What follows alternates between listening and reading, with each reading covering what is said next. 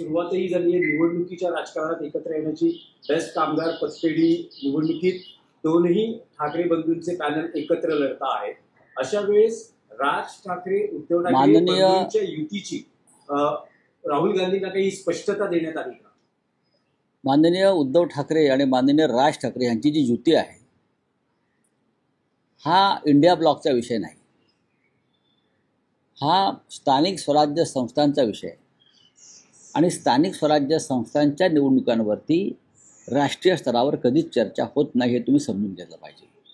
मग तुमची ती समोर काय ती NDA असेल किंवा तुमची ती महा युती असेल, त्याच्यामध्ये स्थानिक स्वराज्य संस्थांवर चर्चा होणार नाही. काही लोक जाऊन दिल्लीत त्यांचे पक्षप्रमुख बसलेले असल्यामुळे जात असतील आणि चर्चा करत असतील.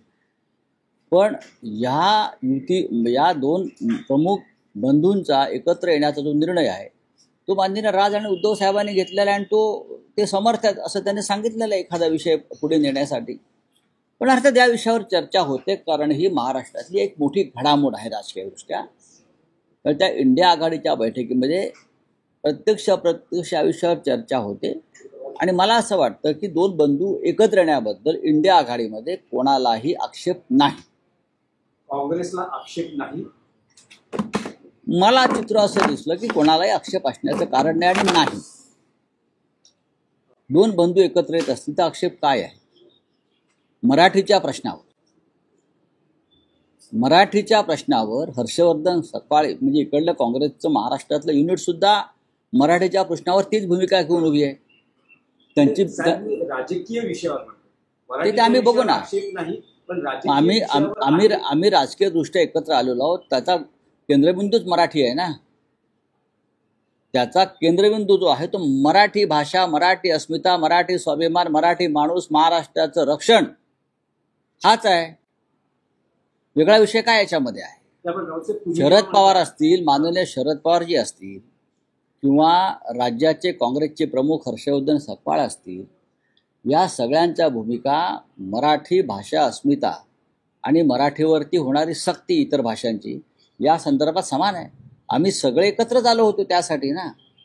त्याच्यामध्ये जर आम्ही काही स्थानिक मुंबई ही महाराष्ट्राची राजधानी आहे मुंबई, आणि मुंबई वाचवण्यासाठी उद्धव ठाकरे आणि राज ठाकरे यांनी काही एकत्र भूमिका घेण्याचं ठरवलं असेल तर संपूर्ण देशातल्या मराठीप्रेमी जनतेला, स्वाभिमानी जनतेला त्याचा आनंदच होईल. नाही, पण राज ठाकरेंची परप्रांतीय विरोधातील भूमिका ही काँग्रेसला पटेल का?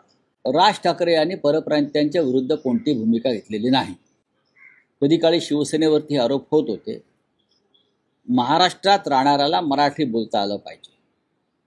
तुमच्या माहितीसाठी सांगतो, अशा प्रकारचं आंदोलन सध्या बंगालमध्ये सुरू आहे. याची तुम्ही माहिती घ्या. बंगालमध्ये ममता बॅनर्जी यांनी बंगालमध्ये भाषा आंदोलन सुरू केलं आहे, फक्त बंगाली. तामिळनाडूमध्ये दक्षिणेत हेच आंदोलन सुरू आहे. तुम्ही मराठी आणि महाराष्ट्रावरच का आक्षेप घेताय? आम्ही मराठी बोलतोय म्हणून किंवा मराठी बोला असं सांगतोय म्हणून. मराठी बोलणार नाही असं जेव्हा सांगितलं जातं महाराष्ट्रात, तेव्हा त्यांच्या विरुद्ध लोकांचा रागाचा भडका उडतो आणि तो स्वाभाविक आहे. उद्धव ठाकरेंचं दिल्लीतलं एक विधान ज्यात ते असं म्हणता आहेत की दोन बंधू एकत्र यायला त्यांचे ते समर्थ आहेत, गरज नाही. बरोबर आहे. पण अशा राजकारणात आपले जे जुने मित्र पक्ष आहेत, नव्या मित्राला सोबत घेताना जुन्या मित्रांनाही विश्वासात घेणं हे शिवसेना स्थानिक ठाकरेंना म्हणजे हे पटत नाही का किंवा काय आवश्यकता वाटत नाही? आम्ही सगळ्यांशी चर्चा करतो आहोत. हा तुमचा जो प्रश्न आहे हा चुकीचा प्रश्न आहे. महाविकास आघाडी ही विधानसभा निवडणुकांसाठी निर्माण झाली आणि इंडिया आघाडी ही लोकसभा निवडणुकांसाठी तयार झाली. स्थानिक स्वराज्य संस्थांसाठी अद्याप अशी कोणती आघाडी निर्माण झाली असेल मला सांगा तुम्ही. प्रत्येक महानगरपालिका जिल्हा परिषदेच्या क्षेत्रामध्ये स्थानिक आघाड्या निर्माण होत असतात. हा आतापर्यंत इतिहास आहे. अगदी स्थानिक, त्यात राजकीय पक्षसुद्धा अनेकदा नसतात.